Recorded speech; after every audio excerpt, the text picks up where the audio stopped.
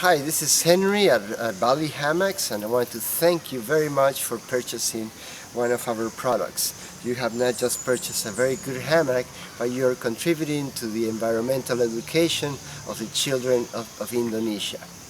Well, this video is going to be about how to set it up. That way I don't have to repeat this 1,000 times each time that I sell a hammock. Your hammock comes neatly packaged in a self-contained pocket.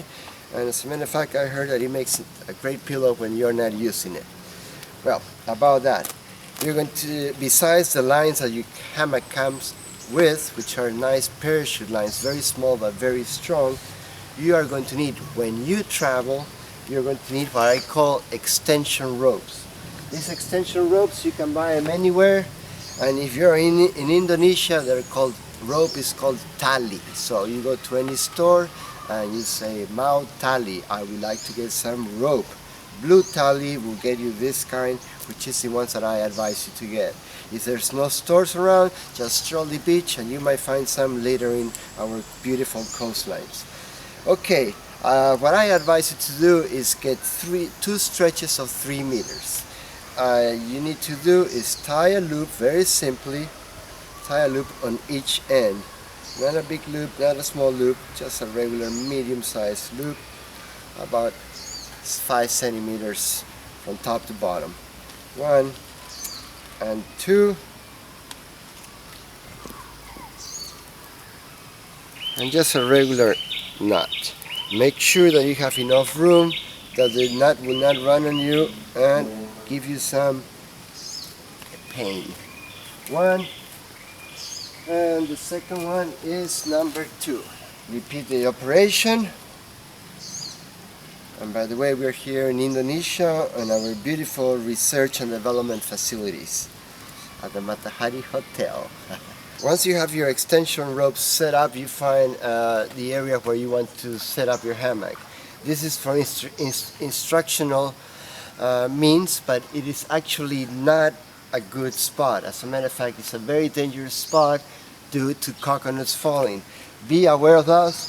You have better chance of getting killed by a coconut than to getting bitten by a shark. These things weigh about 3-4 kilos, and if they fall from 40 feet, they will crack your head. Alright, so enough of that, and hopefully the coconut gods won't get mad at us at this time. Okay, get rid of the noodles, and in this case the hammock, the stretches, the distances are small, therefore I'm just going to double it. Sometimes I just even triple the rope. Just get creative. It's basically common sense. Just come around, keep a finger on your loops, and this is what you want to do. You don't want to do this because every time you sway, you're going to create movement on your attachment points, and the rope will chive and eventually cut, and gravity will take over. So what you want to do is you want to loop him so that the movement stops right here at the angle, and it doesn't get carried through your posts, poles, or any of your attachment points. So we have nice and secure lines. Single line is good, but we are doubling and tripling just to bleed the distance from them. And I usually stretch my hammock about, so I know more or less how much I'm going to need.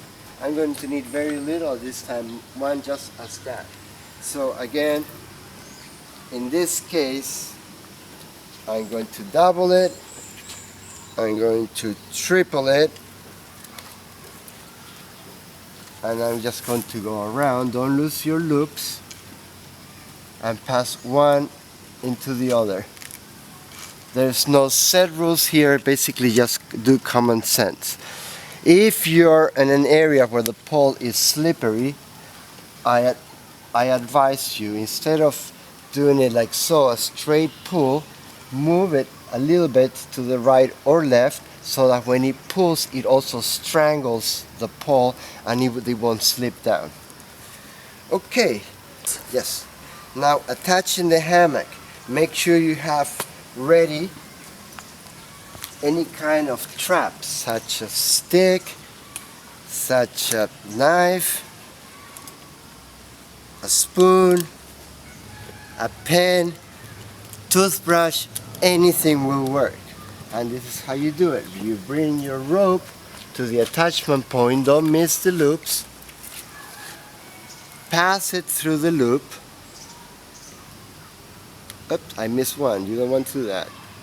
Pass it through all the loops and just strap it. In this case I'm going to use this stick, and that's it, you're done.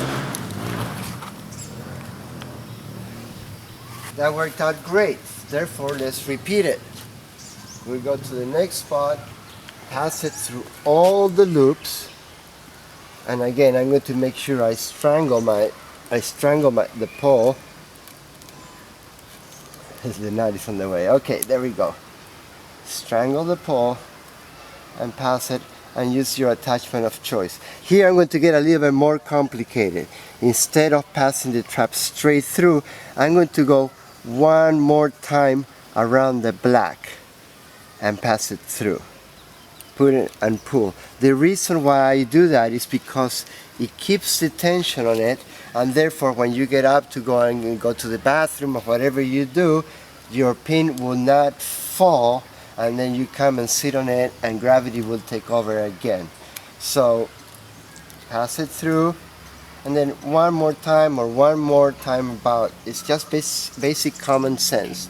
There's no rules to anything. And we're set. Secondly, the hammock does not have to be high from the ground. If you're a couple inches from the ground, you're good. As a matter of fact, I like my hammock low enough. Again, test it first. Test, check. It's good. Raise my feet. Good. I'm good on this hammock. I'm in the shade. And yes, I am under the coconuts, which is not right. So, and you're ready to go. This is the best office I ever had in my life.